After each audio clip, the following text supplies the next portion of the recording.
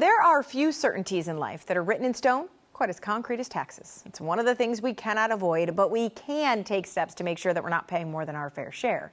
Joe Schmitz is the founder and CEO of Peak Retirement Planning, and that's how he helps clients every day. So I welcome him back in this sponsored segment. Good to see you. Yeah, thanks for having us, Robyn, here. All right, you know more than your fair share, I would say, when it comes to taxes. Obviously, you wrote a book on it, right? So do you think, first of all, tax rates will go up? Will we ever see them come down? Like, where are we sitting at right now? Yeah, so let's look back in history and then look at where we're at today. So right now, historically, tax rates are among the lowest that we've ever seen.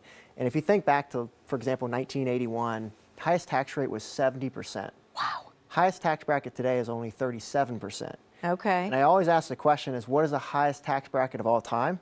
Well, it's got to be higher than 70%. I wouldn't be asking it, right? Right. It's 94%. I was going to say probably 90s. Okay. After World War II. And so when you look at the historical, tax rate environment, right now it's low. And I always ask people, do you think tax rates will go up or down from here?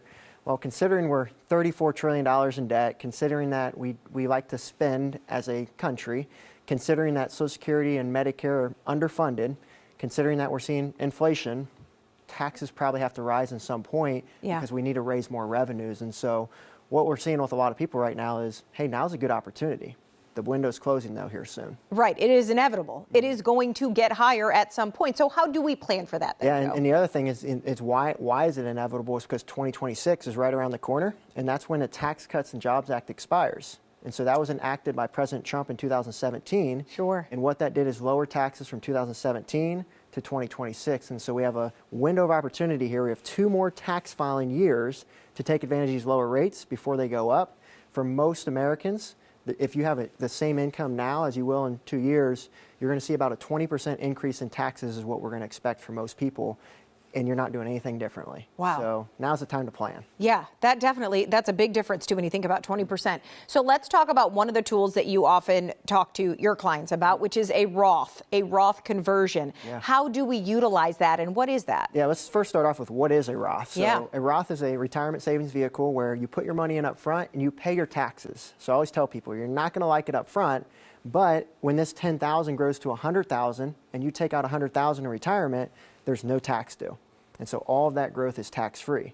And so for a lot of our clients right now, they're thinking, wow, I've got all my money in 401ks, IRAs, I'm in or near retirement, I'm 55 to 7 years old, and I've been a diligent saver. Now what do I do knowing I've got this huge tax burden that when I take money out, I'm going to have to pay taxes? And if they don't take money out, they're going to be forced to take money out at age 73 or 75 due to what's called a required minimum distribution.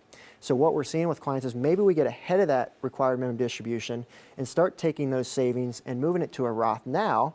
Now, if we do that, we have to pay taxes, but would you rather pay it now or later if we expect tax rates to go up? And so that's when you talk about the conversion. So it's really not too late for somebody. When you think about that, right, they didn't maybe contribute to a Roth during their working years, or they weren't eligible, because you do have to have some requirements, correct? Exactly. So there's 2 things to understand with a Roth. There's a Roth contribution and a Roth conversion. Contribution has all the limits. For working people like us, we can only contribute so much. And there's all these restrictions. A Roth didn't exist until 1997, so we may not have much money in a Roth right now. Right. But a Roth conversion is something that the majority of people can do, where you take money from an IRA and you convert it to a Roth, and there is no limits on a Roth conversion. So that's just why it's more available to most people. So even though you may be restricted in some ways, Roth conversion is available to most people. And that's a great tool that a lot of people don't even realize, or may not realize, that later in life can really benefit them in a lot of ways. Absolutely. And you wrote a book, as we're looking, detailing your disdain, I will call it, for taxes, right? Everybody hates them. But are there other steps that you provide in this book and other things that you can talk to your clients about in reducing their tax Absolutely. bill? There's so many tax planning strategies. In this book, we actually talk over 50 tax planning strategies that you can utilize within your retirement or near retirement to save money on taxes. And at the end of the day, there's optional taxes and there's required taxes. And the required taxes are what we have to pay. We have to pay our fair share. We do get a lot from the government. I'm not telling anyone to not pay taxes. Sure. But the optional taxes are the taxes that we do not have to pay. If we have the proper planning in place and we implement the strategies correctly, we may not have to pay more tax than what is due.